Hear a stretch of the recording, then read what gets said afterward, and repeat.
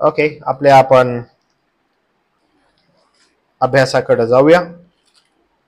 प्रगटीकरणाचं पुस्तक याचा 3रा अध्याय, ज्या अध्यायामध्ये आपण आहोत आणि लाउदिकिया मंडळीमध्ये आपण आहोत तिच्याविषयी शिकत आहोत. आणि खूप साऱ्या गोष्टी आपण आजच्या आधुनिक मंडळांसंगती तिला रिलेट करत आहोत आणि देवबाप आपल्याला त्याबद्दल मार्गदर्शन करत आहे. त्याला आपण धन्यवाद देऊया, कारण भरपूर अशा गोष्टी आपण मागच्या वेळेसही पाहिल्या ज्या रिलेट करत होत्या आजच्या आधुनिक मंडळांशी. आणि मागच्या वेळेस मी तुम्हाला काही उदाहरणाद्वारे शिकवण्याचा प्रयत्न केलेला होता आणि त्या उदाहरण फारच असे एकमेकाला आपल्याला समजणारे आणि त्याचबरोबर त्याद्वारे थोडस हसत खेळत आपण मागच्या वेळेस आपला जो बायबल स्टडी आहे तो आपण शिकलो. आता यावेळेस आपण पुन्हा एकदा पुढे जाणार आहोत आणि 17 वचनापासून पुढे आपण पाहणार आहोत. मागच्या वेळेस आपण 17-18 पाहिलेलं होतं, पण तरीही आपण पुन्हा एक वार 17-18 आणि त्याच्या पुढची वचनं पाहणार आहोत. काय लिहिलेलं आहेत गोष्टी त्याकडे जाणार आहोत. पवित्र शास्त्रातून, जुन्या करारातून काही शास्त्र भाग वाचणार आहोत. त्याची जुळवाजुळव आहे ती करण्याचाही आपण प्रयत्न करणार आहे. तर प्रगटीकरण याचा 3रा अध्याय लाउदिकिया मंडळी संदर्भात बोलत आहे. आणि आम्ही मागच्या वेळेस बोललेलो होतो तसं की आजच्या आधुनिक मंडळांसंगती हा जो शास्त्र भाग आहे जो आपण वाचणार आहोत आणि इथून शिकणार आहोत तो फार मेळ खातो असं आपल्याला दिसतं. तर पुन्हा एकदा लाउदिकिया मंडळी संदर्भात आपण वाचूया. 14व्या वचनापासून वाचतो आणि 17 पासून पुढे आज आपण त्याच्यावर मनन करणार आहोत. 14 पासून पुढे. लाउदिकिया येथील मंडळीच्या देवदूताला लिही, जो आमेन, जो विश्वासू व खरा साक्षी, जो देवाच्या सृष्टीचे आदिकरण, तो असे म्हणतो, तुझी कृत्ये मला ठाऊक आहेत. तू शीत नाहीस व उष्ण नाहीस हे मला ठाऊक आहे. तू शीत किंवा उष्ण असतास तर बरे होते, पण तू तसा नाहीस, कोमट आहेस. म्हणजे उष्ण नाहीस, शीत नाहीस, म्हणून मी तुला आपल्या तोंडातून ओकून टाकणार आहे. मी धनवान आहे, मी धन मिळवले आहे व मला काही उणे नाही असे तू म्हणतोस, पण तू कष्टी, दीन, दरिद्री, आंधळा व उघडा वागडा आहेस हे तुला कळत नाही. याकरिता मी तुला मसलत देतो की धनवान व्हावे, म्हणून तू अग्नीने शुद्ध केलेले सोने मज पासून विकत घे. जितक्यावर मी प्रीती करतो तितक्यांना त्यांचे अपराध त्यांच्या पदरी घालून शिक्षा करीतो. यास्तव आस्था धर व पश्चाताप कर. पहा, मी दाराजवळ उभा आहे व ठोकीत आहे. जो कोणी माझी वचने ऐकून दार उघडील तर मी त्याच्याजवळ आज जाईन व त्याच्याबरोबर जेवेन आणि तो मज बरोबर जेवील. जो विजय मिळवतो त्याला मी आपल्या राजासनावर आपल्या जवळ बसू देईन. मीही तसा विजय मिळवून आपल्या पित्याजवळ त्याच्या राजासनावर बसलो. आत्मा मंडळास काय म्हणतो हे ज्याला कान आहे तो ऐको. मागच्या वेळेस आपण फारच हसत खेळत काही उदाहरणं घेतलेली होती आणि त्या उदाहरणाद्वारे आपण शिकलेलो होतो. ती उदाहरणं थोडीशी मजेदार होती आणि माझं उदाहरणही मी तुम्हाला दिलेलं होतं की कशा प्रकारे कोमटपणा जो आहे तो कसा असतो. आपण मागच्या वेळेस सुरुवात करत असताना एकदम स्पेसिफिकली काही गोष्टी सांगितलेल्या होत्या आणि त्या गोष्टींमध्ये मी प्रश्न विचारलेला होता की उष्ण काय आहे आणि शीत काय आहे. आणि त्यानंतर उष्ण म्हटले तर आध्यात्मिक जी उष्णता आहे त्या संदर्भात होतं. आणि आध्यात्मिक म्हणजे आध्यात्मिक जोमाने परिपूर्णपणे असणारे जे लोक आहेत त्यांच्या संदर्भात उष्ण असं बोलण्यात आलेलं आहे. आणि थंड म्हणजे ख्रिस्ताला पूर्णपणे नाकारणारे लोक, म्हणजे विदेशी, परराष्ट्रीय, बाहेरचे, ज्यांना ख्रिस्ता संदर्भात थोडीही चुनचुन नाही, माहिती नाही, जे स्पष्टपणे ख्रिस्ताला नाकारतात ते एकदम शीत किंवा थंड असं म्हणण्यात येतं. आणि कोमट जो आहे, कोमट म्हणजे जो ना उष्ण आहे, ना शीत आहे, ना थंड आहे, मधला काहीतरी आहे.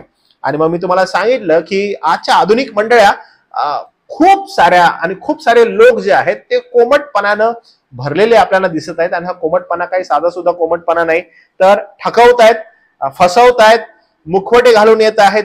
आणि मी मागच्या वेळेस उदाहरण देत असताना तुम्हाला बोललो की ह्या पत्राचा, विशेष करून लाउदिकिया मंडळीला जे लिहिलेलं पत्र आहे, या पत्राचं सेंटर पॉइंट आपल्याला काढायचं असेल, काहीतरी त्यातून मध्य जे वचन आहे ते जर तुम्हाला काढायचं असेल तर ते हे वचन आहे, तू शीत नाहीस, तू उष्ण नाहीस, तर तू कोमट आहेस, आणि त्यामुळे मी माझ्या मुखातून तुला ओकून टाकणार आहे. आणि मागच्या वेळेस मी तुम्हाला त्याचं उदाहरण देत असताना सांगितलं, आठवत असेल तर, की मी कसा होतो आणि मी कशा प्रकारे मुखवटा घातलेला होता आणि तो मुखवटा कसा होता आणि ते नम्रपणा कसा असतो आणि तो मुखवटा घालून कसं मंडळीत येणं असतं, कसं बाहेर जाणं असतं, लोकांना कसं दाखवणं असतं. आणि मग मी तुम्हाला ही गोष्ट सांगितली की मनुष्य तो उष्ण नाहीये पण तो कोमट आहे. कोमटपणाचं नेमकं चिन्ह काय आहे?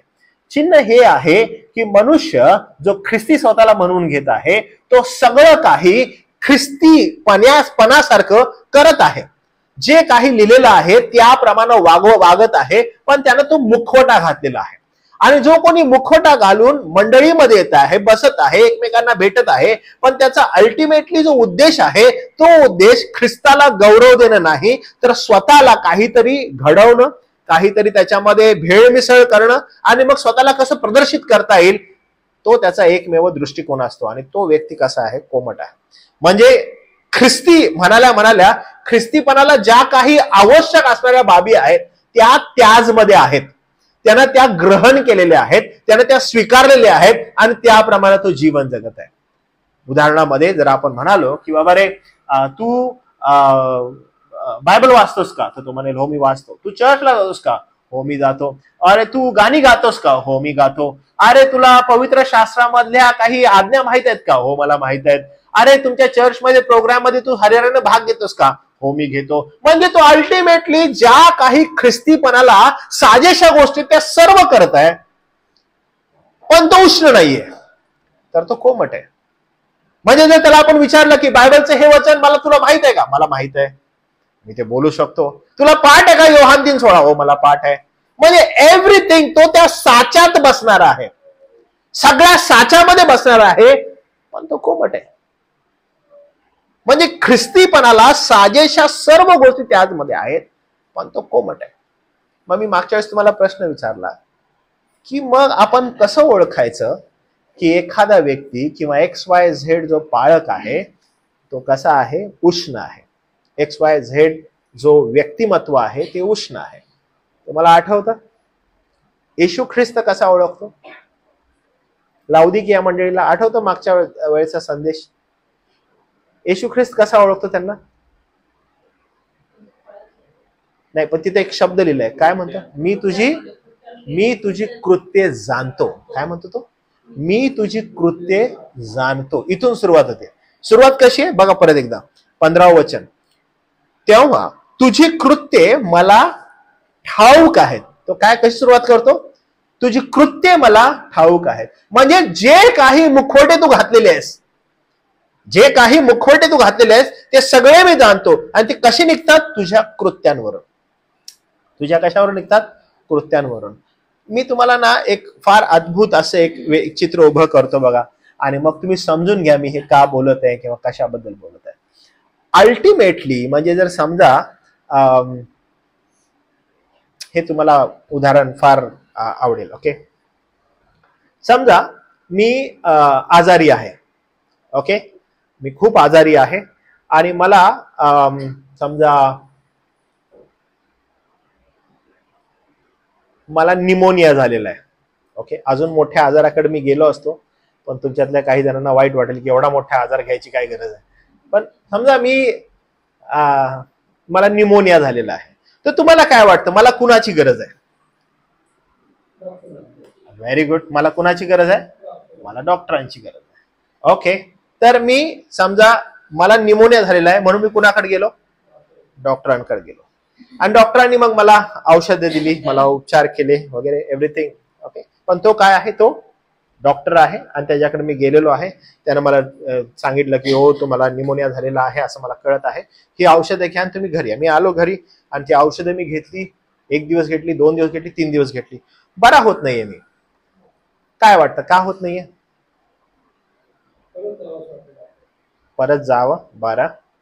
बरोबर, मी बरा होत नाही तर मला परत गेलं पाहिजे. परत गेलो त्या डॉक्टरकडे, त्याच्या खात्याला सांगितलं मी बरा होत नाही. त्या डॉक्टरनं परत मला औषधं लिहून गेली. मी परत आलो, त्यानं जसं डिस्क्रिप्शन दिलंय, त्यानं जसं सांगितलेलं आहे तशी मी औषधं घेत आहे. मी बरा नाही झालो, अजून वर्स कंडिशन माझी झाली. म्हणजे मी अजून वर्स झालेलो, माझी कंडिशन अजून वर्स झाली. काय वाटतं प्रॉब्लेम काय?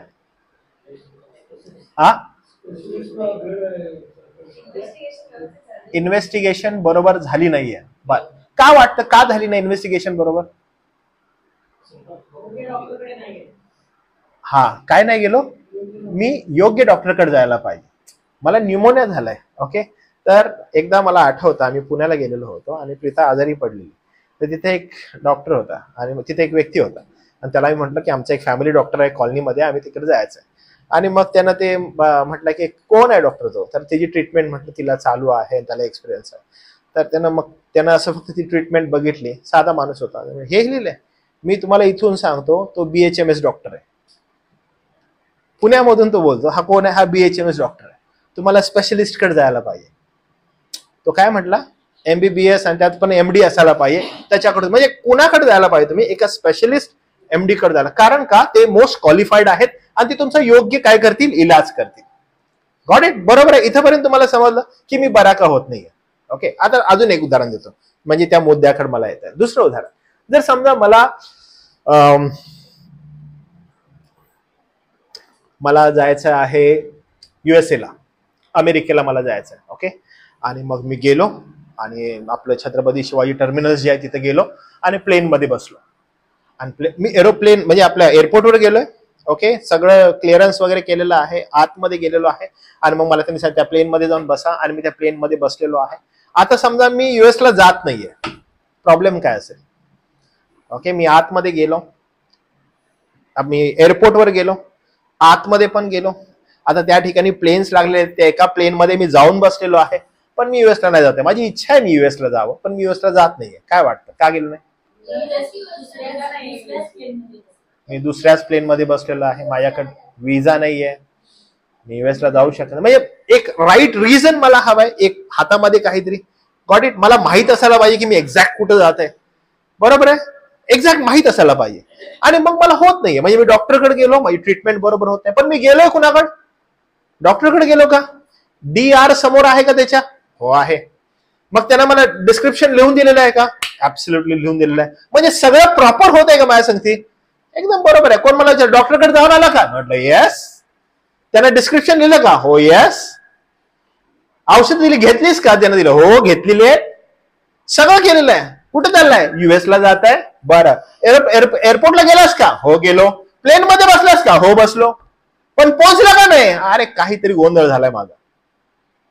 तुम्हाला समजत आहे? काहीतरी या ठिकाणी काय गोंधळ आहे. आणि हा जो गोंधळ आहे ना, हा फार डेंजरस आहे. सी, काय होत आहे, मनुष्याला आपल्याला माहित आहे की माझा अल्टिमेटली उद्देश काय आहे. बरोबर आहे, मला माहित आहे की माझा अल्टिमेटली उद्देश काय. त्याला अनुसरून मी काय करतो? ऍक्ट करत आहे, कृती करत आहे. समजलं? मी काय करत आहे? कृती करत आहे. पण त्या कृतींद्वारे मला जे प्राप्त व्हायला पाहिजे ते होत नाहीये. याचा अर्थ काय? मी कुठल्या तरी रॉंग डायरेक्शन मध्ये आहे. Did you get it? कुठल्या तरी रॉंग डायरेक्शन, मला एक प्रॉपर वे मिळालेलाच नाहीये. त्यामुळे मी काय करतो? मुद्दामपणे मी मुखवटे घालत आहे. मी US ला जात आहे, मला न्यूमोनिया झालाय, पण मी ठीक आहे का? तर अरे डॉक्टर आहे आमचा, चांगली ट्रीटमेंट करतोय, पण मला आतून माहित आहे की मी मरा लागलो. मला माहित आहे की हा आजार अजून मला वर्स होत चाललाय. तुम्हाला कळत आहे? हे फार डेंजरस आहे. हे फार डेंजरस आहे. डॉक्टर काय ट्रीटमेंट मला करते माहितीये का? काय नाही क्लेपा, ऐक, ह्या वेळेसची घे, जा बाळा. मग इतका प्रेमानं मायन ती बोलला, मला वाटलं की जाऊ द्या, औषधं कुठली का राहणार, मला तो टोचणारा नको, मला वेदना देणारा नको, मी ह्याच्याकडेच जातो. किती गोड बोलतो, किती चांगलं बोलतो. मला जशी औषधं पाहिजे तशी देतोय. अहो मला हे देऊ नका, की तू हे नको खाऊ, ते खा. माझं किती चांगलं ऐकतोय तो. आणि त्यामुळं काय होत आहे, मी बाहेरून मुखवटे घालून लोकांना दाखवतोय की मी एकदम फाईन आहे, पण आतून मी काय व्हायला लागलोय. मी तुम्हाला एक गोष्ट सांगतो प्रियांनो, लाउदिकिया मंडळीचं बिलकुल असं झालेलं आहे. आणि आज अनेक लांचं असं होत आहे. अनेक डॉक्टर्स, सो कॉल्ड डॉक्टर्स जे असतात ना, त्यांना मी सेवकगण म्हणतो. लाउदिकियाचं पत्र आहे ना, लाउदिकिया मंडळीच्या दूताला लिही, हे काय साधं सुद्धा नाहीये. अनेक जण ना दुकान खोलून बसलेत, पाळकीय सेवेचं मंडळ्या खोलून बसलेले आहेत. पण मी तुम्हाला सांगू, तिथं जाणारे लोक त्यांना जे हवं आहे ना ते प्राप्त करून घेण्याच्या इच्छेने जातात. जर तुम्ही योग्य मार्ग तुम्हाला जर नाही मिळाला, जर तुम्हाला योग्य शिक्षण नाही मिळालं, तुम्ही पण अशाच ठिकाणी जात आहात. अल्टिमेटली आपल्याला जे प्राप्त करून घ्यायचंय ते प्राप्त होत नाहीये. जी आध्यात्मिक पातळी आपल्याला गाठायची आहे तिथपर्यंत आपण जात नाहीये.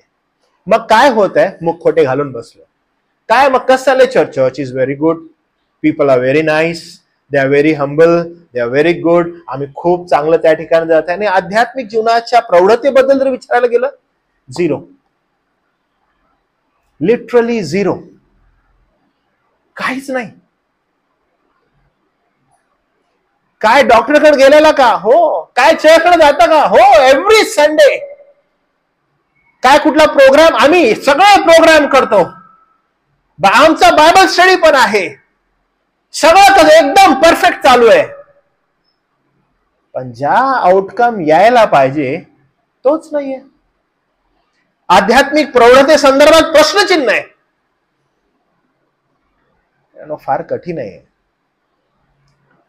मी एक तुम्हाला एकदम स्पष्ट शब्दात सांगतो बरं का, हे इम्पॉर्टंट आहे. ओके, आपल्या सगळ्यांसाठी, जे आपल्याला आता मुलं आहेत, या ठिकाणी आपण बसलोय, आपल्याला मुलं आहेत, आपल्यासाठी हे फार इम्पॉर्टंट आहे. जे तरुण आहेत दॅट्स फाईन, पण आपल्याला जे मुलं आहेत त्यांच्यासाठी फार इम्पॉर्टंट आहे. हे बघा, ऐका. आपण ना आपल्या मुलांना जर समजा XYZ, माझ्या मुलाला जर काही झालं तर मी काय करतो, आय ट्रीट हिम बेस्ट. मी काय करेन की त्याला एका बेस्ट डॉक्टरकडे घेऊन जाईन. का? तर त्याचा योग्य इलाज व्हावा. त्याला बेस्ट लोकांकडे घेऊन जाईन. का? त्याचं योग्य पालन, त्याला योग्य निदान व्हावा, हे योग्य प्रकारे पुढे जावं. तुम्ही इथे बसलेले जे यंग आहात, इफ यू फाइंड समथिंग ना, तुम्हाला जर काहीतरी होत आहे, तुम्ही काय कराल? बेस्ट ट्रीटमेंट कराल. जर समजा तुम्ही तुमचं पॉकेट बघाल आणि तुम्ही म्हणाल की माझ्या पॉकेटमध्ये जेवढं आहे तेवढं, सध्याची माझी परिस्थिती जी आहे त्याला नुसार मला एक चांगल्या गोष्टीची गरज आहे, मी तिथं माझा टाइम, तिथं माझा वेळ स्पेंड करेन, I will give my best. तुम्ही पण तुमच्या लेकराबाळांसाठी एकदम बेस्ट कराल. ज्या वेळेस ना आध्यात्मिक जीवनासंदर्भात येतं, यू शुड बी नो की आम्ही काय द्यायला पाहिजे. We should give the best.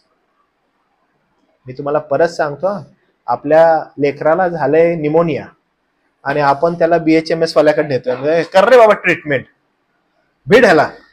आणि मग त्याला पण माहित आहे, ओके ठीक आहे बाळा, काय झालं तुला बाळा, कसं झालं तुला? मग ते बाळ पण वंडस, मला असं झालं, हो बाळा, नो प्रॉब्लेम. मग ते बाळ पण म्हणतं, दिस मॅन इज गुड, मला टोचणी करणारा नको. In a same line, those are young, तुम्ही जे तरुण आहात, तुम्हाला समजायला पाहिजे की तुम्ही तुमची ट्रीटमेंट कुठं बेस्ट करू शकाल. Very important. नाहीतर काय होतं, नाहीतर ही सेम गोष्ट कुठली लाउदिकियामध्ये घडली ती, everyone is pulling their mask. आणि काय दर्शवतायत माहितीये का? आणि खरंच ते होते बरं का. काय कसे आहे तुम्ही? लाउदिकिया मंडळीला विचारलं, आम्ही श्रीमंत. ते कसे म्हणतात, आम्ही कसे आहोत? आम्ही श्रीमंत, आमच्याकडे खूप सारं सोनं आहे. ते काय म्हणतात, आमच्याकडे काय खूप सोनं आहे, आम्ही खूप धन मिळवलंय, पैसा पण आमच्याकडे कसा आहे, एकदम भरपूर आहे. आणि प्रभू येशू ख्रिस्त त्यांना काय म्हणतो माहितीये का? तू असं म्हणतोस, तू असं म्हणतेस की मी खूप धन मिळवलं, माझ्याजवळ खूप सोनं आहे, माझ्याजवळ संपत्ती आहे, पण प्रभू येशू ख्रिस्ताचं जेव्हा बघणं आहे, जगाचं बघणं कसं आहे, वाव काय श्रीमंत चर्च आहे, वाव काय मस्त गोष्टी चालू आहे त्या मंडळीमध्ये, व्हेरी नाईस, काय उंच बिल्डिंग आहे, वा कसले लोक मस्त कोट वगैरे घालून येतात त्या चर्चमध्ये, वाव सगळे कसे टिपटाप आहेत, हॅलो आणि हाय म्हणून येतात, किती छान आहे सगळं. पण प्रभू येशू ख्रिस्त बघताना काय म्हणतो, तो असं म्हणतो, पण मी काय बघितलं, मी असं बघितलं, तू कष्टी आहेस, दीन, दरिद्री आणि आंधळा.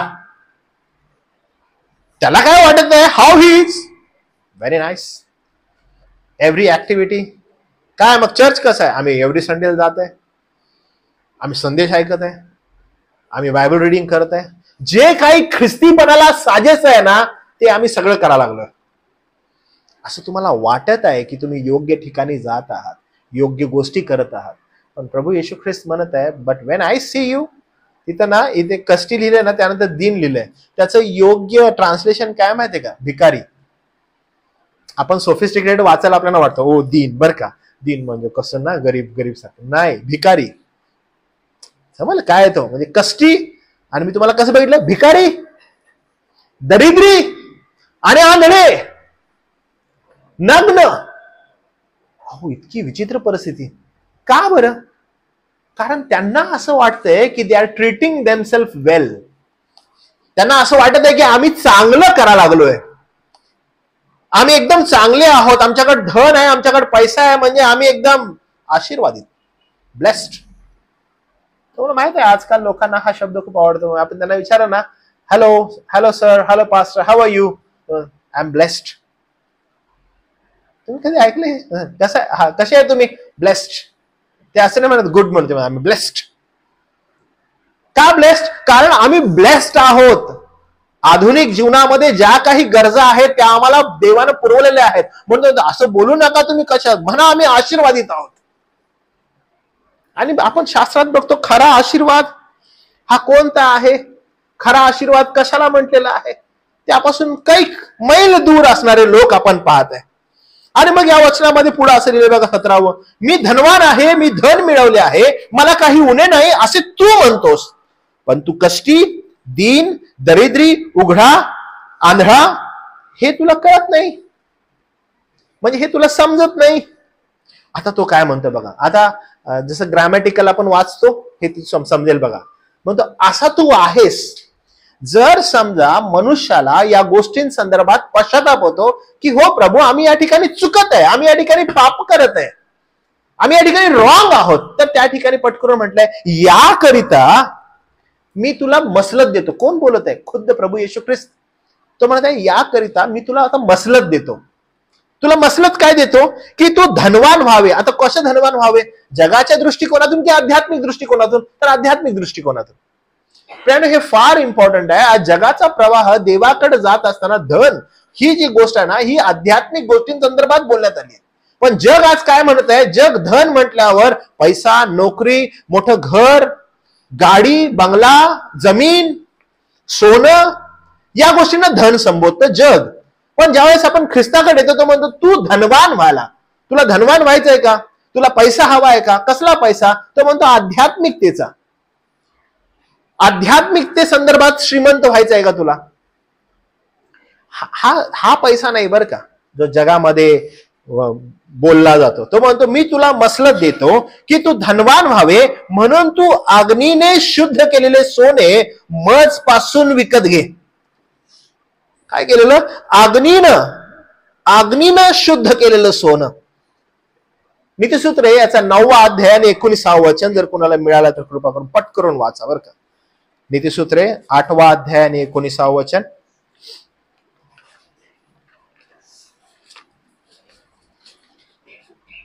नीतिसूत्रे 8.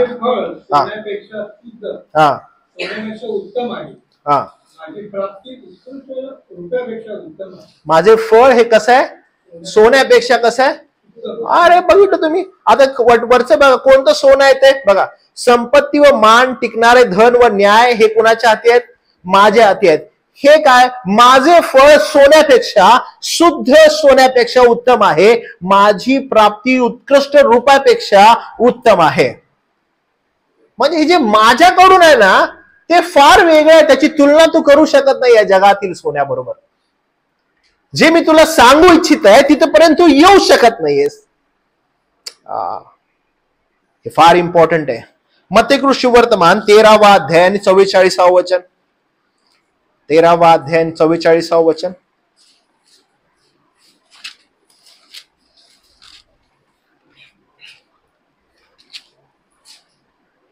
स्वर्गाचे राज्य शेतात लपवलेल्या ठेवीसारखे आहे.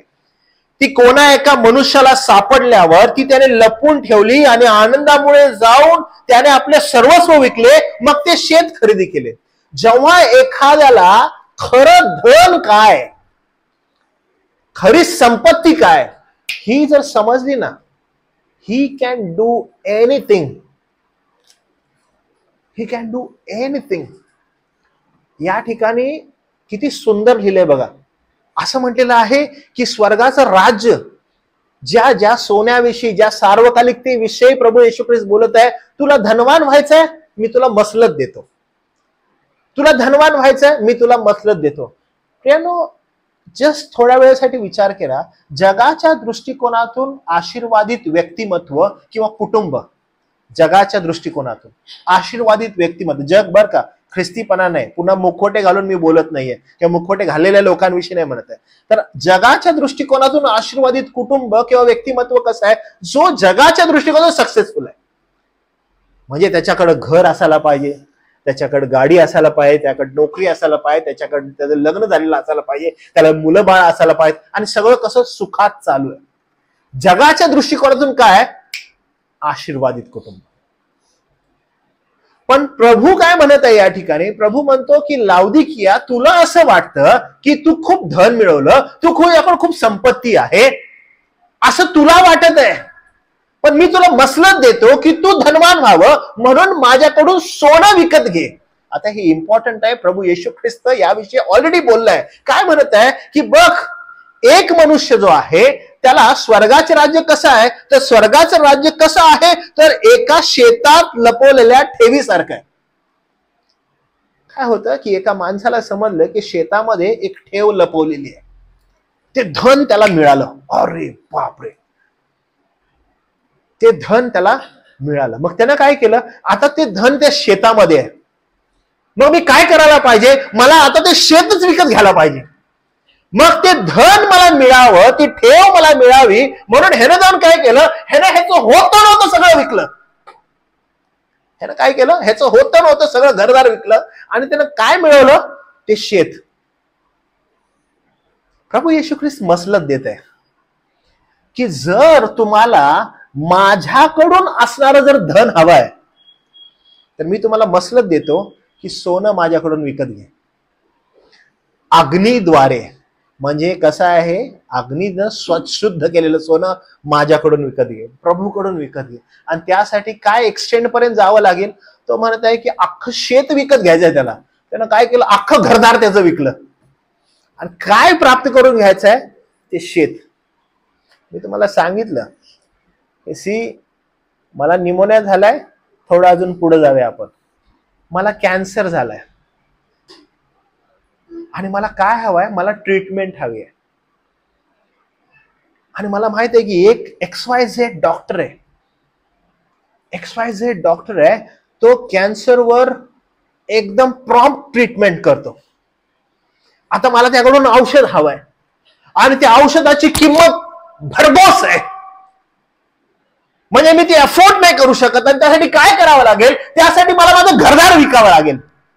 आणि ते विकल्यावर मी ज्यावेळेस ते औषध त्याच्याकडून विकत घेईन, माझा प्राण वाचेल. ही एवढी अर्जन्सी आहे. प्रभू येशू ख्रिस्त म्हणत आहे, तुला धनवान व्हायचंय, तू जगाच्या दृष्टिकोनातून आहेस धनवान, पण आता तुला धनवान व्हायचंय, तू म्हणतोस माझ्याकडून सोनं विकत घे.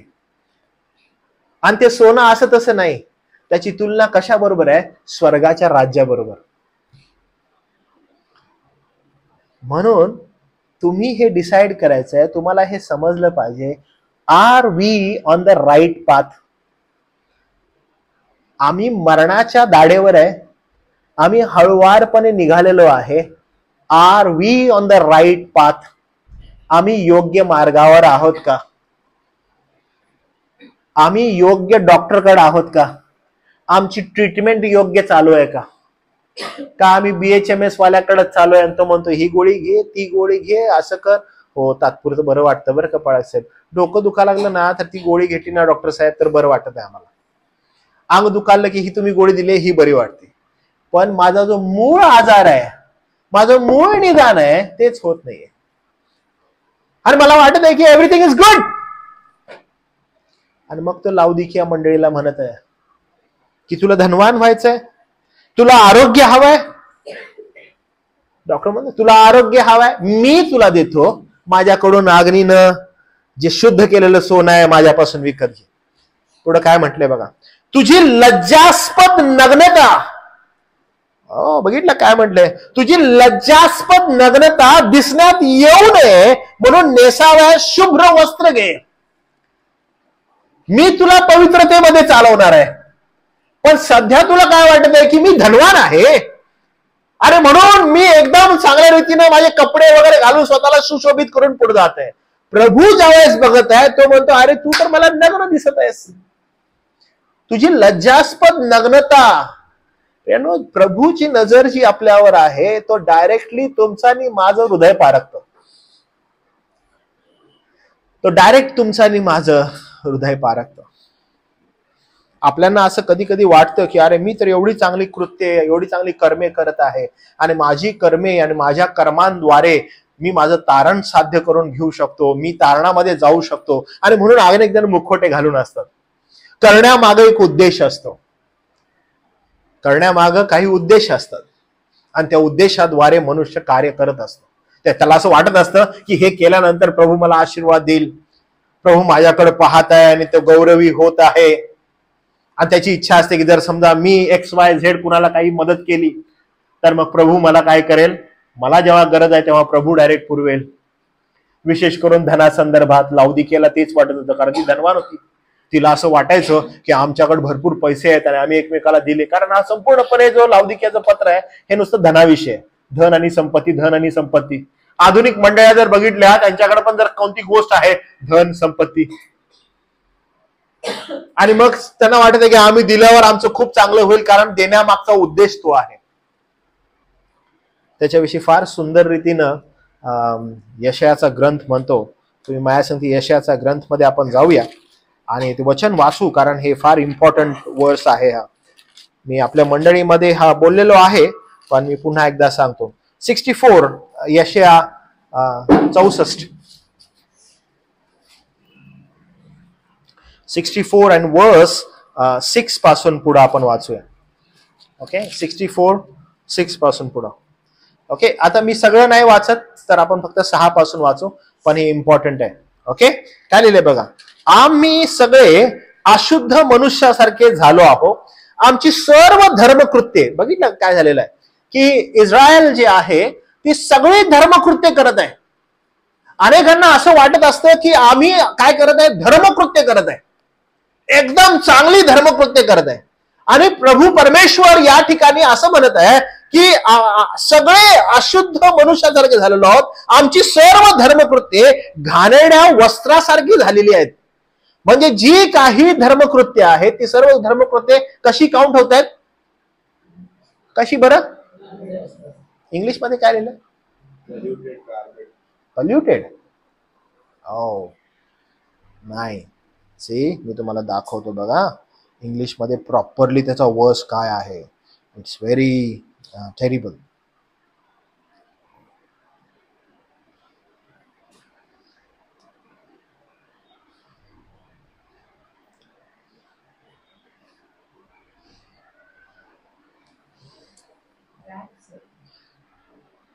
काय लिहिलंय, हा काय लिहिलंय परत, रॅक्स म्हणजे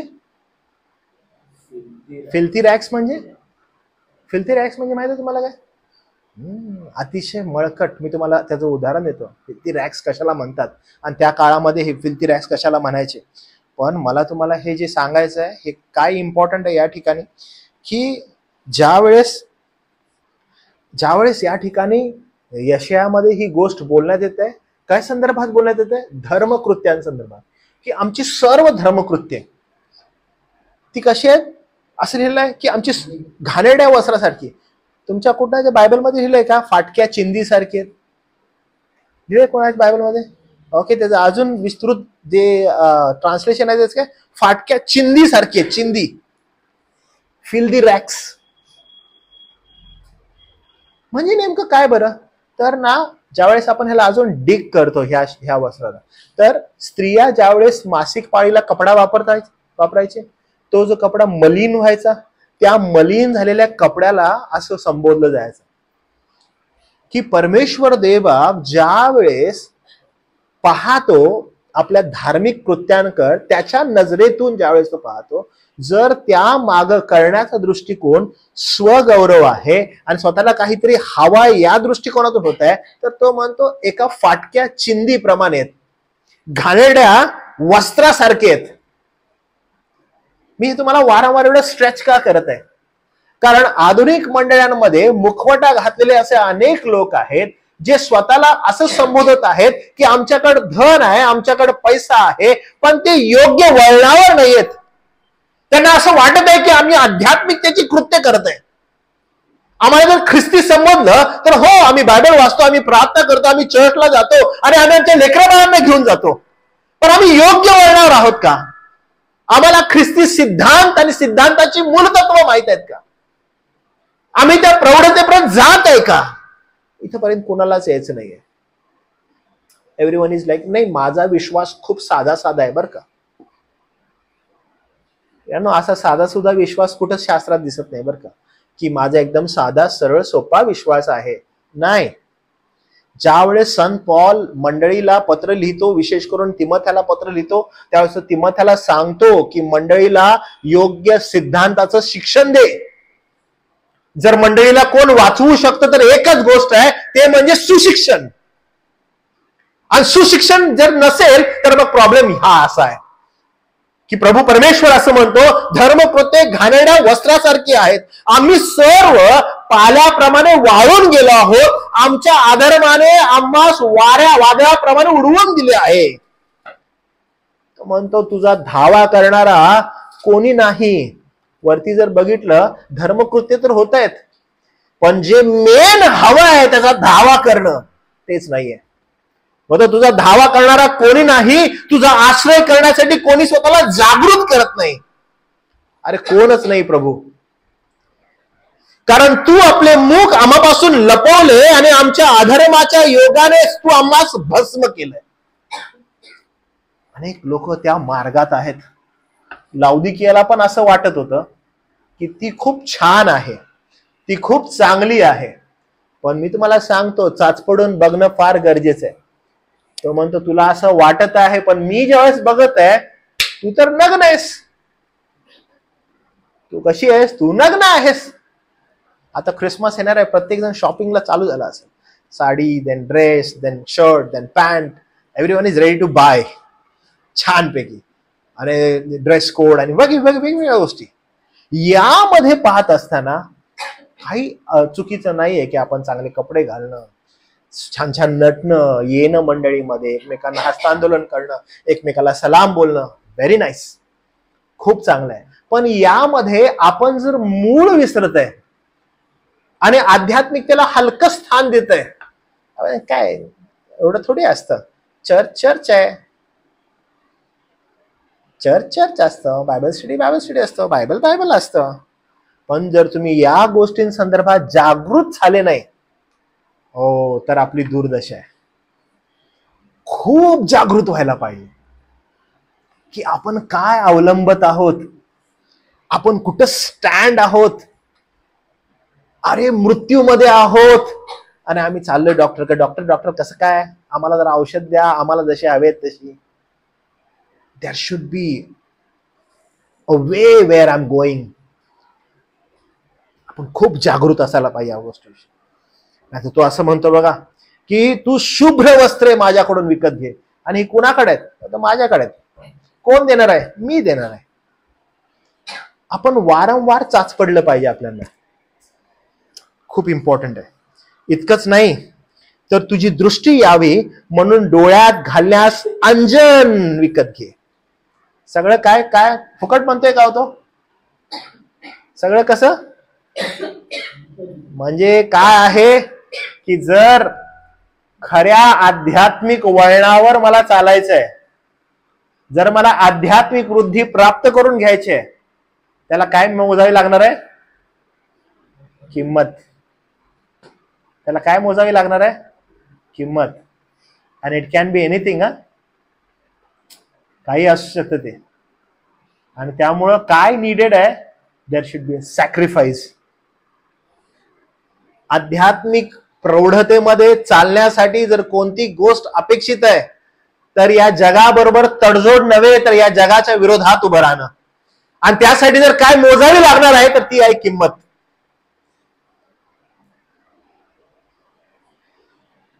हे फार इम्पॉर्टंट आहे. लज्जास्पद नग्नता दिसून येऊ नये म्हणून नेसाव्या शुभ्र वस्त्र विकत घे. तुझी दृष्टी यावी म्हणून डोळ्यात घालण्यास अंजन विकत घे. हे फार इम्पॉर्टंट आहे. कारण काय होत आहे या ठिकाणी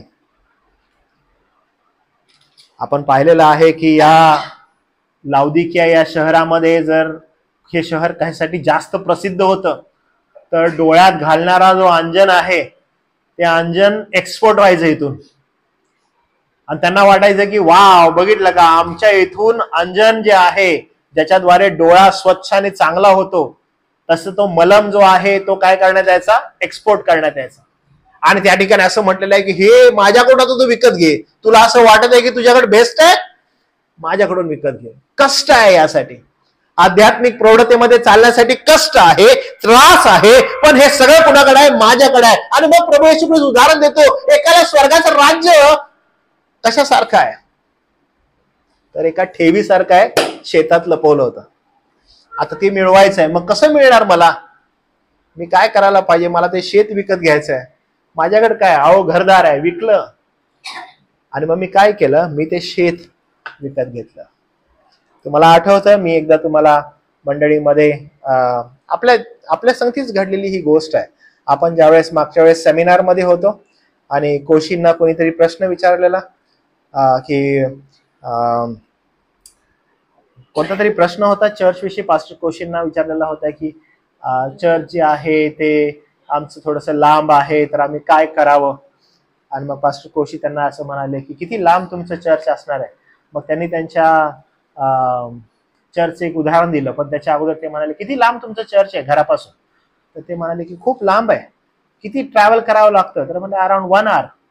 आणि मग ते म्हणाले की तुमचं घर विका आणि चर्च जवळ या. म्हणजे घर विका आणि चर्च जवळ या. मी बाजूला बसलेलो आणि मी त्यांना म्हटलं की मला हे ट्रान्सलेट करायचंय, तुम्ही हे खरं बोलताय. ते म्हटले हो, मी एकदम खरं बोलत आहे. म्हणजे एवढी अर्जन्सी आहे, मध्ये एवढी, ह्याच्याहून दुसरी अर्जन्सीच नाहीये. जर कुठलं साऊंड बायबल चर्च तुमच्या घरापेक्षा लांब आहे, तुम्ही काय करावं, तुमचं घर विकावं. आणि मग तुम्हाला मी सांगतो, ही खरी गोष्ट आहे. आम्ही जेव्हा तिथे गेलो सिंगापूरला, we have seen that man. जो पहिला 4 व्हीलर मधून यायचा, तो आता सायकलवरून येतो, कारण त्याने त्याचं 4 व्हीलर विकली आणि त्याचं घर विकलं आणि तो सायकलवरून चर्चला येतो. त्याचं कुटुंब सायकलवरून चर्चला येतं. हे फार मोठं आहे, ही अर्जन्सी फार मोठी आहे. आणि म्हणून काय एक्सटेंड होऊ शकतं, कितीपर्यंत आपण स्ट्रेच करू शकतो स्वतःला. तर म्हणतो मी माझं घरदार विकेन आणि काय काय मिळवेन, मी ती जमीन मिळवेन. अनेकदा आपल्याला असं वाटतं की एवढं काय आहे, एवढं थोडी इम्पॉर्टंट आहे काही. But we should know the urgency. Urgency आपल्याला माहित असायला पाहिजे. जेव्हा आपल्याला निवड करायची आहे, ती निवड आपण जर आध्यात्मिक प्रौढतेमध्ये आहोत, आपलं कॅप्चर जे मन आहे ते वचनांनी कॅप्चर आहे, तर तुम्हाला अडचण नाही येणार. तुम्ही असं एकदम तणावामध्ये नाही असणार, काय करू आणि काय नाही, काय करू आणि काय नाही, काय करू आणि काय नाही, द्विध्व मनस्थितीत अडकलोय पालक साहेब, समजत नाही. याच्यामध्ये तुम्ही नसणार. का नसणार? कारण तुमचं मन वचनाने कॅप्चर आहे. तुम्ही योग्य मार्गामध्ये आहात, तुम्हाला वेळ नाही लागणार. पण जर इथे घोळ आहे तर मात्र प्रॉब्लेम आहे. मग निवड घेण्याच्या प्रक्रियेमध्ये तुमचं धूर्त मन हे वारंवार तुमच्या मध्ये येणार आणि तुम्हाला दैहिकतेचे लोभ, दैहिकतेच्या गोष्टी समोर मांडून सांगणार. अरे बघ, एवढा फायदा तेवढा फायदा, आणि काय तुझं चालू आहे, कुठं चाललायस तू, गाडी आवर, जास्त फास्ट चाललाय तुझी गाडी, नको करू असं. पण ज्यावेळेस तुमचं मन आध्यात्मिक वचनांनी, देवाच्या वचनांनी जर दृढ असेल, तर हा प्रॉब्लेम तुमच्या आयुष्यात येणार नाही. आणि त्यामुळे प्रभू येशू ख्रिस्त मंडळीला असं म्हणतो की तू दीन, दरिद्री, आंधळा, उघडा वागडा आहेस, आणि म्हणून तू अग्नीने शुद्ध केलेले सोने मज पासून विकत घे. तुझी लज्जास्पद नग्नता दिसण्यात येऊ नये म्हणून नेसाव्या शुभ्र वस्त्र विकत घे, आणि तुला दृष्टी यावी म्हणून डोळ्यात घालण्यास अंजन विकत घे. अरे जे काही तुला हवंय, तुला काय करावं लागेल, तुला विकत घ्यावं लागेल, तुला त्याग करावा लागेल तुझ्या गोष्टींचा. जर तू एका साईडला आध्यात्मिक प्रवृत्तीमध्ये वाढायचं म्हणतोस, तर तुला काही गोष्टींचा त्याग करावा लागेल, हे लक्षात ठेव. तुला जगातील तुझ्या मोहांचा त्याग करावा लागेल, स्वतःला जे तू समजतोस त्याचा त्याग करावा लागेल, आणि तुला शून्यापासून सुरुवात करावी लागेल. तो म्हणतो जितक्यावर मी प्रीती करतो,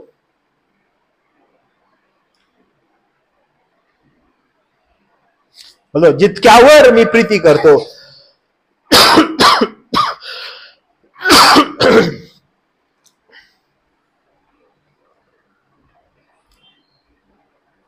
जितक्यावर मी प्रीती करतो तितक्याला त्यांचे अपराध त्यांच्या पदरी घालून शिक्षा करीतो.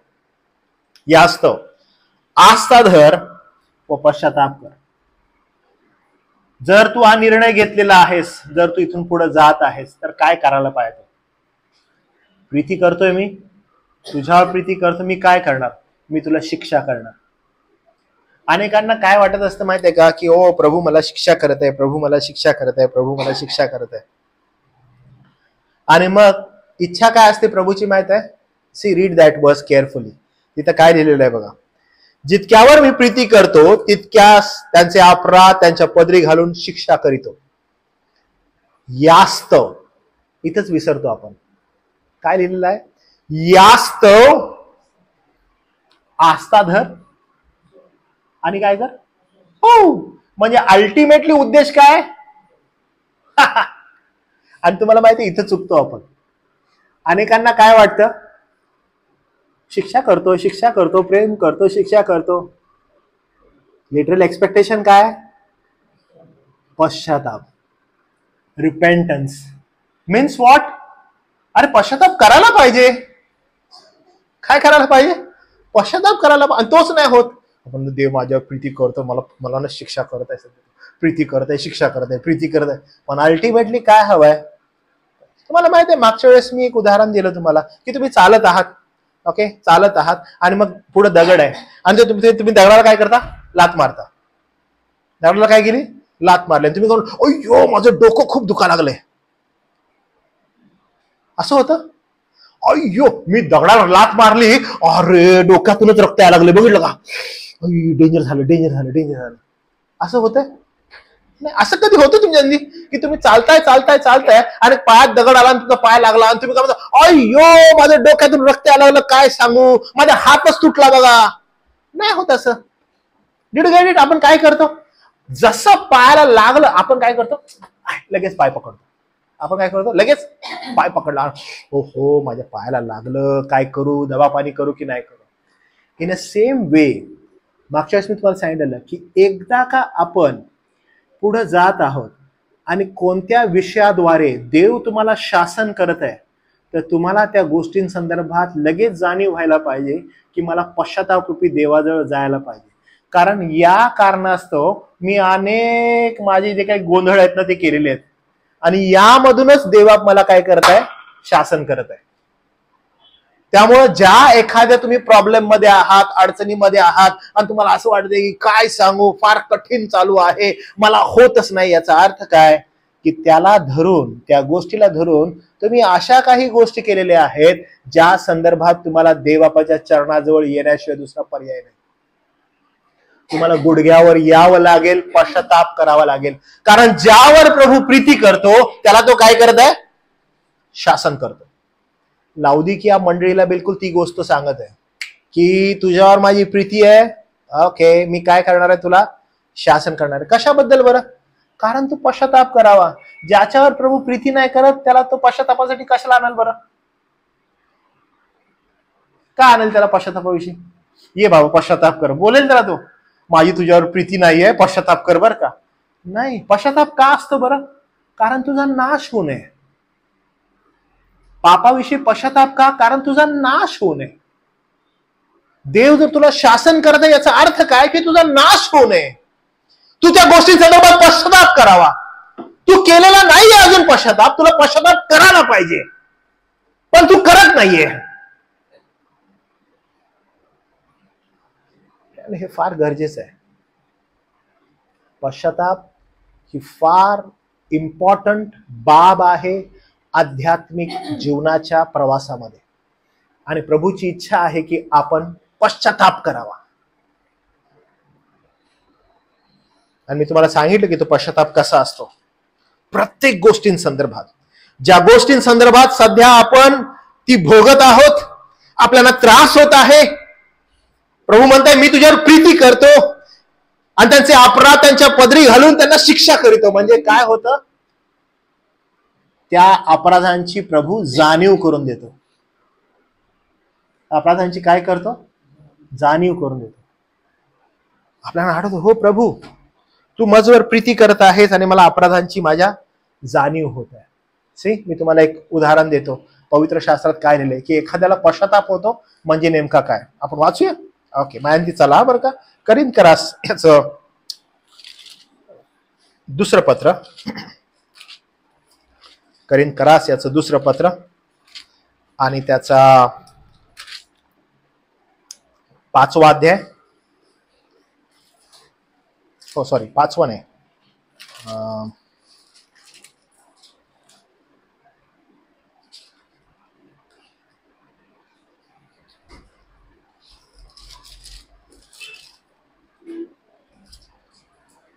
7वा अध्याय. करिन्थरास दुसरं पत्र 7वा अध्याय आणि वचन 8 पासून पुढं. ओके, मी तुम्हाला वाचतो, हे फार इम्पॉर्टंट आहे. ओके, पस्तावा आणि पश्चाताप यामधला तो डिफरन्स आहे आणि तो आपण समजून घ्यायला पाहिजे. बघा तिथे काय लिहिलंय, असं लिहिलंय, 9वं वचन पासून सुरू करतो. तरी आता मी आनंद करतो, तुम्हास दुःख झाल्यामुळे नव्हे तर पश्चाताप होण्याजोगे दुःख झाल्यामुळे, कारण देवाच्या योजनेप्रमाणे तुमच्या दुःखाचा हा प्रकार होता. आमच्या हातून कोणत्याही गोष्टी तुमची हानी होऊ नये म्हणून असे झाले. काय झालेलं आहे, पॉल काय करत आहे माहितीये का, एखाद्याला जर पश्चाताप होत आहे तर पॉल काय करत आहे, काय करत आहे पॉल या ठिकाणी. आता करिन्थचे लोक पश्चाताप करतायत, पॉल काय करत आहे त्यांच्यासाठी. वाचा काय लिहिलंय वचनामध्ये, पॉल काय करत आहे. करिन्थच्या लोकांना पश्चाताप होत आहे, पॉल काय करत आहे. Did you get it? Paul काय करत आहे, आनंद करत आहे. हो, एखाद्या प्रभू देव बाबा मी खूप पापी आहे, मी माझ्या या चुकी संदर्भात पाप केलेला आहे, मी पाप केलेला आहे म्हणून मी या गोष्टी संदर्भात पश्चाताप करत आहे, मला तू दाखवून दिलंस, मी तुझे आभार मानत आहे. आणि पॉल म्हणत आहे व्हेरी गुड. पॉल खुश झालाय, पॉल आनंद करायलाय. कारण का, अरे हे पश्चाताप करतायत. कारण पश्चाताप सगळेच करतायत का, नाही. आपण पाहिलं पश्चातापाचं अंतःकरण प्रभू प्रत्येकालाच देतो का, नाही. ज्याच्यावर प्रीती करतो त्याला, ज्याच्यावर प्रीती. जर समजा ज्या क्लेशातून आणि ज्या प्रॉब्लेम्स मधून आपण चाललोय आणि त्या संदर्भात जर पश्चातापी अंतःकरण प्रभू तुम्हाला देत नाही, तुम्ही प्रभूचे कधीच नाहीये. हा, तुम्ही प्रभूचे कधीच नाहीये. म्हणून मग फार मोठं प्रश्नचिन्ह आहे की मुखवटे घालून मंडळांमध्ये येणारे लोक आहेत. ज्या व्यक्तीला संकट, हाल, अपेक्षा, क्लेशातून तो जात आहे आणि जात असताना तो म्हणतो it's fine, I have a strength to face it. प्रभुदेव बापा या संकटातून मला सोडव, मला सहायता कर, मला मदत कर. येशूच्या नावामध्ये सांगतो हे संकट निघून जाऊ दे, हे क्लेश निघून जाऊ देत. येशूच्या नावामध्ये मी क्लेम करत आहे. मी तुम्हाला सांगतो फार धूर्त प्रार्थना आहे. जर प्रभू तुमच्या माझ्या पातकांमुळे तुम्हाला आणि मला शासन करत आहे, तुम्हाला आणि मला कष्टातून नेत आहे की तुम्ही आणि मी शिकावं, जाणावं, तर ते काय आहे, तो पश्चातापरूपी दुःख जर तुम्हाला देत आहे तर ते सगळं प्रभूकडून आहे. आणि पॉल काय म्हणत आहे, मी आनंद करतो त्यासाठी. I am thankful. खूप धन्यवाद आहेत प्रभूला तो म्हणतो. कारण तरी आता मी आनंद करतो, तुम्हाला दुःख झाल्यामुळे नव्हे तर पश्चाताप होण्याजोगे दुःख झाल्यामुळे. म्हणजे तुम्हाला पापाची जाणीव झाली तुमच्या. मी तुम्हाला सांगितलं कसं ओळखायचं की प्रभूने तुम्हाला पश्चातापी अंतःकरण दिलंय. तुम्ही चालत आहात आणि तुमचा धोंड्याला पाय लागलेला आहे आणि तुम्ही डोकं पकडलंय, तुमचा प्रॉब्लेम आहे. तुम्ही पायच पकडायला पाहिजे की प्रभू मला जाणीव होत आहे की ज्या गोष्टीतून मला, ज्या कष्टातून नेत आहेस, या संदर्भात मी काय केलेलं आहे, खूप मोठा गर्व केलेला आहे, खूप मोठा मोठेपणा केलेला आहे. मी स्वतःला खूप फ्लॉन्ट केलेला आहे. ज्या ठिकाणी तुझं गौरव व्हायला पाहिजे त्या ठिकाणी मी माझं स्वतःचं गौरव केलेलं आहे. मी तुम्हाला उदाहरण देतो म्हणजे समजेल एक्झॅक्टली मला काय म्हणायचंय. जर समजा एक तरुणपणामध्ये एखादी सुंदर मुलगी आहे, सुंदर ख्रिस्ती स्वतःला समजत आहे आणि ती मुलगी आहे, छानपैकी चर्चला येते, छानपैकी स्वतःला ती प्रेझेंट करत आहे आणि प्रत्येक वेळेस स्वतःला प्रेझेंट करत असताना मी किती सुंदर आहे, मी किती चांगली आहे आणि मी कशी वागत आहे, आणि पुढे जात आहे, बायबल वाचत आहे, प्रार्थना करत आहे, अमुक करत आहे. ज्या ठिकाणी जे दिलेलं आहे त्या संदर्भात प्रभूला गौरव न देता मनुष्याकडून स्तुती प्राप्त व्हावी म्हणून अनेक गोष्टी करत आहे. अजून थोडी पुढे गेल्यानंतर अचानकपणे तिला स्किनचा कॅन्सर होतो आणि ती म्हणते प्रभू या कॅन्सर मधून मला मुक्त कर, प्रभू माझा आजार तू बरा कर. पण प्रियांनो, मी तुम्हाला सांगतो, जर तिला पश्चातापी अंतःकरण दिलं नाहीये, ज्या गोष्टींसंदर्भात मोठेपणा केला त्याच गोष्टींसंदर्भात तिला तो जो आजार झालेला आहे त्या संदर्भात हृदय तोडून मोडून प्रभूकडे समर्पित झाले नाही, प्रॉब्लेम आहे तिचा. आपण समजायला पाहिजे की पॉल आनंद करत आहे, पश्चाताप होण्यादोगच दुःख झालं म्हणून. प्रभूनं ती तुमच्यामध्ये तो पश्चाताप निर्माण केला, कारण पश्चाताप ही एक देणगी आहे. देणगी सगळ्यांनाच प्राप्त करत नाही बरं का. आज मी बसून पश्चाताप करतो असं होत नाही. तो देवाकडून यायला पाहिजे, तो देवाकडून जाणीव करायला पाहिजे. आणि जर प्रभू तुमच्यावर प्रीती करतो तर तो तुम्हाला पश्चातापासाठी उत्तेजन देतो. आणि म्हणून त्या ठिकाणी काय म्हटलंय बघा, कारण पश्चाताप होण्यादोगे दुःख झाले यामुळे, कारण देवाच्या योजनेप्रमाणे तुमच्या दुःखाचा हा प्रकार होता. आणि देवाच्या योजनेचा प्रकार बिलकुल आहे की तुम्हाला जाणीव होते त्या गोष्टीची की पापामुळे या सिच्युएशन मधून तू जात आहेस. हाय हाय मी पातकी, हाय हाय मी पाप केलं, मी काय करू, प्रभू मला क्षमा कर, मला तुझ्या जवळ घे, कारण ख्रिस्त माझ्यासाठी वधस्तंभावर गेलेला आहे. प्रभू दे बाबा, आमची लायकी नसताना त्यानं त्यावर रक्त वाहिलेलं आहे. आम्ही आभार मानतो, कारण मला पुन्हा माझ्या पापाची जाणीव झाली. आणि पॉल म्हणतो तुमच्या दुःखाचा प्रकार हा काही साधा सुद्धा नव्हता, दैवी योजनेप्रमाणे होता. एवढंच काय तर तुमचं दुःख तारणदायी पश्चाताप उत्पन्न करते, यामुळे पस्तावा होत नाही. आणि पस्तावा जो मनुष्याला होतो कसा होतो बघा, ऐहिकरित्या होणारे दुःख असतं ते. ओ नो, मी असं करायला नाही पाहिजे होतं, but I will change my self from next time. काय आहे ऐहिक दुःख? कसं आहे पस्तावा? कसा असतो ऐहिकचा? अहो मी मिस्टेक केली बरं का पाळक साहेब, आम्ही चुकलो बरं का, आम्ही आता असं नाही करणार. नाही, हे पस्तावा आहे. दैवी योजनेप्रमाणे पश्चाताप काय आहे? हाय हाय मी आता काय करू, कारण मी हे पाप कुणा संदर्भात केलंय? देवा संदर्भात. हाय हाय मी आता काय करू, जे मला करायला नाही पाहिजे होतं ते मी केलं, आता मी काय करू, मला वधस्तंभाशिवाय दुसरं कोण आहे? पण ऐहिकरित्या उत्पन्न होणारे दुःख मरण उत्पन्न करते. कारण पहा आता काय झालेलं आहे पश्चाताप, कारण देवाच्या योजनेप्रमाणे तुमच्या दुःखाचा हा प्रकार होता. देवाची योजना असेल आणि दुःख असेल तर काय होतं बघा, पश्चाताप काय होतो. पॉल काय करत आहे? ऑब्झर्व करत आहे. पॉल काय करत आहे मंडळीला? ऑब्झर्व करत आहे. बघा किती किती छान ही गोष्ट आहे बघा, की कोणीतरी पापाविषयी पश्चाताप करत आहे आणि पॉल म्हणत आहे की मी खूप आनंदी आहे, कारण ह्याला काय झालंय, ह्याला पश्चाताप झाला, मी खूप आनंदी आहे. कारण पश्चाताप कुणाला होतो? देव ज्यावर प्रीती करतो. आपण वाचलं प्रगटीकरणामध्ये, मी ज्यावर प्रीती करतो त्याला काय करतो? शासन करतो. त्यासाठी त्यानं काय करावं? याकरिता त्यानं काय करावं? त्यानं पश्चाताप करावा. आणि म्हणून पॉल म्हणतो कमान, देव तुझ्यावर प्रीती करतो कारण त्यानं तुला पश्चातापावर आणलंय. आपल्या जीवनाचं अवलोकन करणं फार गरजेचं आहे. ओ नो, मी चुकलो, मला असं नाही करायला पाहिजे. नाही, काय बघा तुमच्या दुःखाचा प्रकार कसा होता, केवढी कळकळ, काय केवढी कळकळ, केवढे दोष निवारण. तुमच्या दुःखामध्ये काय असायला पाहिजे? केवढं दोष निवारण. हाय हाय मी काय करू आता, कारण मी हे पाप कुणाविषयी केलं? मी त्या देवाविषयी केलं. मी पाप कुणाविषयी केलं? मी त्या देवाविषयी केलं. केवढा संताप. कुणाला संताप हो? सैताना, देवा नाही, स्वतःविषयी. ह्यानं माझ्या बरोबर केलं, त्यानं माझ्या बरोबर केलं, त्यानं नाही.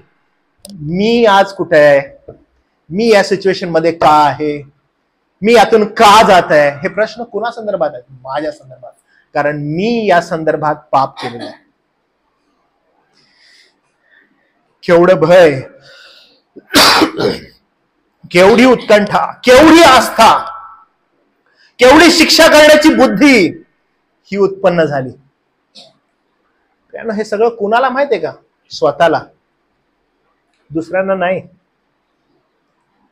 दुसऱ्याला नाही. अवलोकन कुणाच आहे पश्चातापाचं? स्वतःच. कुठं बघायला पाहिजे? कुणाकडे बघायला पाहिजे? स्वतःला. ज्या परिस्थितीतून आपण जात आहे त्याच्यामध्ये कुणाला पाहायला पाहिजे? स्वतःला, की मी किती पातकी.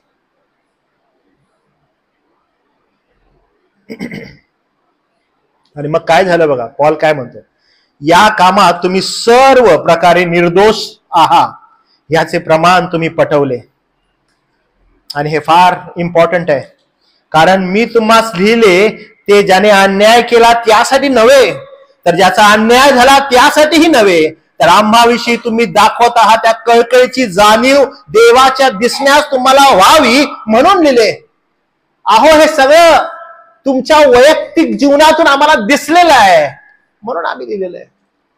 तुम्ही इतरांना दोष नाही लावले बरं का, ज्या सिच्युएशन मधून आपण चाललोय त्याविषयी नाही. दोष कुणाला आहेत? केवढी दोष देण्याची वृत्ती मला. मी काय केलंय, मी कुठं आहे. म्हणून मी तुम्हाला सांगतो, जर समजा तुम्हाला असं वाटत आहे की नाही आम्ही निवडलेले, आम्ही नेमलेले, आम्ही वेगळे केलेले लोक आहोत, देव आमच्यावर प्रीती करतो. येस, देव तुमच्यावर प्रीती करतो. ओके, मग तो तुम्हाला शासनही करतो. शासन का करतो? कारण आपण काय करावं? पश्चाताप करावा. आणि लाउदिकिया मंडळीला असलेलं पाचारण बिलकुल तेच सांगतं. त्यामुळे लाउदिकिया, तुम्ही पुन्हा एकदा बघा, लाउदिकिया तुला काय वाटतं, तू कशी आहेस? धन मिळवलं, तू खूप संपत्ती मिळवली, तुझ्याकडे खूप कपडे आहेत, अरे तुझ्याकडे वस्त्र खूप आहेत, तर म्हणतो तू खूप चांगला मलम बनवतेस डोळ्यांसाठी. ओके, तुला असं वाटत आहे. आता त्यालाच अनुसरून मी तुला काय करत आहे? शासन करत आहे. आणि त्यालाच अनुसरून मी तुला म्हणत आहे, तुला असं वाटत आहे, मी तुला सांगतो, तू आता माझ्याकडून सोनं विकत घे, अग्नीनं शुद्ध केलेलं सोनं विकत घे.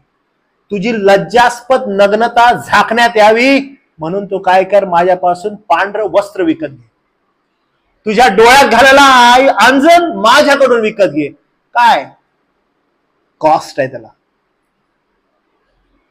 कदाचित ही जी किंमत आहे, जी लिहिलेली आहे, ती धनाची किंमत नाही बरं का. It can be anything which lead you to repentance. आणि ही किंमत जी आहे, ही किंमत आपल्याला समजायला पाहिजे. म्हणून स्वतःचं जीवन जे आहे ते चाचपडा. मी मागच्या वेळेस पण सांगितलं, लाउदिकिया मंडळीमधून मला नाही वाटत की आपण लवकर बाहेर निघू, कारण लाउदिकिया मंडळी आपल्याला एक आरसा दाखवत आहे. कुणाचा आरसा? आपल्या वैयक्तिक जीवनाचा. स्पष्टपणे दाखवत आहे कुठून जात आहात तुम्ही, कुठं तुमची जर्नी आहे, कसं तुम्हाला जायचं आहे, या सर्व गोष्टी तुम्हाला दाखवत आहे. Be aware. त्यानं खूप काळजीपूर्वक या गोष्टींकडे पहा, कारण आपण चाचपणी करणं, स्वतःची पश्चाताप करणं, प्रभूकडे येणं, हा दैवी योजनेचा भाग आहे. जर समजा आपण ज्या परिस्थितीतून जात आहोत, ज्या गोष्टींना कदाचित सामोरे जात आहोत आणि त्या फार कठीण वाटत आहेत जगाच्या दृष्टिकोनातून, पण प्रियाने मी सांगतो की जर आपण स्वतःला त्या गोष्टींमध्ये पश्चाताप रूपी अंतःकरण आपल्याला प्राप्त होत नाहीये, तर मात्र प्रॉब्लेम आहे बरं का आपला. म्हणून स्वतःची चाचपडणी करणं वारंवार गरजेचं आहे. मी तुम्हाला सारखं सांगत आहे प्रियांनो, जर समजा मला कॅन्सर झालेला आहे, I need to go to a proper doctor. का? तर मला माझे दोष दिसायला पाहिजेत, मला योग्य मार्ग समजायला पाहिजे. आणि जर दोष मला दिसत आहेत, मला त्याची जाणीव होत आहे, एकच गोष्ट उरते, ती कोणती आहे? मला पश्चाताप करायचा. हा कसा वागला, तो कसा वागला, ते कसा वागला, नाही, मी कसं वागत आहे, मी कशी वागत आहे, याविषयी मला प्रभूकडे जाणं गरजेचं आहे. कारण हो, जर मला हे अंतःकरण प्राप्त होतं तर प्रभू माझ्यावर प्रीती करत आहे आणि मला शिक्षा करत आहे. का बरं? कारण जगाच्या बरोबर माझा न्याय न व्हावा. ह्या बाहेर जाऊन आपण लोकांना ना, अरे ऐक रे, तुला पश्चातापी अंतःकरण मिळालं का रे? नाही, it is only for his people. कारण तो ज्याच्यावर प्रीती करतो त्याला तो शासन करतो, त्याला शिक्षा करतो. का? तर त्यानं पश्चाताप करावा. लाउदिकिया मंडळीला तो कॉल होता का? बिलकुल होता. आज आपल्याला तो कॉल आहे का? बिलकुल आहे. फक्त चाचपडणी करायची आपण आपल्या जीवनासंदर्भात. आणि जेव्हा चाचपडणी कराल आपल्याला आपल्या गोष्टी दिसून येतील. गोष्टींसंदर्भात पस्तावा कधीच करू नका, कारण तो ऐहिक मरण उत्पन्न करतो. तर तो पश्चाताप असावा. देवाकडून असलेला पश्चाताप, केवढी कळकळ, केवढं भय, केवढं दोष निवारण, केवढी शिक्षा करण्याची बुद्धी. देवबाप करो आपल्याला हे वचन समजावं आणि आपण लवकरात लवकर ह्या वचनाकडे अवलोकन करावं, अशी दया प्रभू आपल्यावर करो. प्रार्थना करूया आपण. प्रभू देवापा, तुझ्या ह्या अद्भुत शिक्षणाबद्दल आम्ही तुझे आभार मानतो. तुझ्या कृपेबद्दल आम्ही देवा तुझी स्तुती करतो, कारण प्रभू येशू ख्रिस्तामध्ये पुन्हा एकदा लाउदिकिया मंडळीद्वारे देवा तू आम्हा संगती बोललास, आम्हाला मार्गदर्शन केलंस. तुझी कृपा तू आम्हावर केलीस, त्याबद्दल तुझे आभार मान. विशेष करून यावेळेला तुझ्या दयेसमोर देवापा आम्ही नतमस्तक होतो आणि विनंती करतो की देवा तुझं वचन आम्हाला ज्या रीतीने उलगडून देवा तू सांगत आहेस, आम्हाला आमचे दोष दाखवत आहेस, पश्चातापी बुद्धी देवा तू देत आहेस. कारण प्रभू ज्याला तू दोष दाखवतोस त्याला तू पश्चातापात घेऊन येतोस, कारण त्याद्वारे देवा तुझं गौरव होतं. ज्यांच्यावर तू प्रीती करतोस त्यांना तू शासन करतोस. प्रभू आज इथं बसलेले आणि प्रभू ज्यावेळेस हा व्हिडिओ तुझे लोक ऐकतील तिथपर्यंत दे बापा तुझी दया देवा तुम्ही. आणि प्रभू स्वतःच्या जीवनाकडे पाहून आत्मपरीक्षण करण्यासाठी तुझी कृपा पुरव. आम्ही सर्व गौरव, सर्व मान, सर्व सन्मान तुला देतो, कारण दे बापा ते तुझं आहे. ये प्रभू तुझ्या सर्व प्रियजनांचा दे बापा तू ताबा घे.